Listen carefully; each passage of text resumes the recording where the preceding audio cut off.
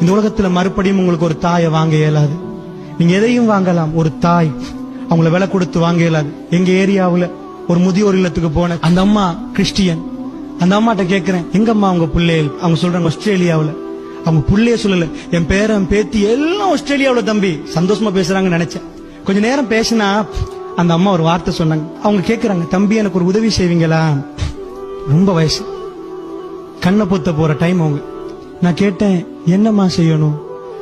என் மகன் ஒரு வாட்டி பார்க்கணும், அவர் ஒரு தடவை முத்தம் கொடுக்கணும், கூட்டி வருவீங்களான்னு கேட்டாங்க. எனக்கு எப்படி இருந்துச்சு? அந்த அம்மா வறுமையானவங்க, கஷ்டப்பட்டு வளர்த்து அவரை பெரிய ஆளாக்கி ஆஸ்திரேலியாவுக்கு போயிட்டாங்க 3 ஃபேமிலியோட. அவங்க ஃபேமிலியோட இருக்கிறேன்னு இந்த ஒரு தாய் சீவி சிங்காரச்சி முத்தம் கொடுத்து அரவணைச்சு வளர்த்த ஒரு தாய் லாஸ்டா என் மகனை எக்கச்சக்கமா அவ சுத்தி சுத்தி சுத்தி வந்த முத்தம் கொடுக்கணும், என் பிள்ளையோட லாஸ்டா ஒரு வார்த்தை பேசணும்னு கேட்பது தப்பா? தப்பா?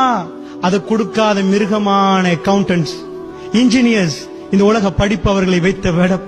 அல்லாஹ்வுடைய நல்லடியார்களே, அவ கெஞ்சி கேட்கிற, தம்பி எனக்கு ஒரே ஒரு வாட்டி என் மகனை பார்த்து, சின்னத்துல 1000 வாட்டி பார்த்து தூங்குற நேரம் அணையாட போட்டுட்டு ஒரு முத்தம் கொடுத்துட்டு, என்ன செல்லமே என்று ஓடி வந்து பால் கொடுத்து ராத்திரி 12 மணிக்கு ஒரு தடவை, 12:30 மணிக்கு ஒரு தடவை, 1 மணிக்கு ஒரு தடவை, 2 மணிக்கு ஒரு தடவை அழ கொடுத்த அந்த தாய், அவ வயிற்றுல இருந்து சுமந்த அவ்வளவு அன்பாக வளர்த்த தாய், கடைசிய மகனை பார்த்து ஒரு தடவை முத்தம் கொடுக்கணும்னு கேட்கிற நேரம் அந்த மகன் அந்த சபையில இல்லை என்று சொன்னா, அவர் வந்து பாக்குறதுக்கு ரெடி இல்லைன்னா, நான் லட்ச லட்சமா முதியோர் இல்லத்தை கட்டுறேன் என்று சொன்னா, இதுதான் ஐரோப்பா உருவாக்கிய வாழ்க்கை.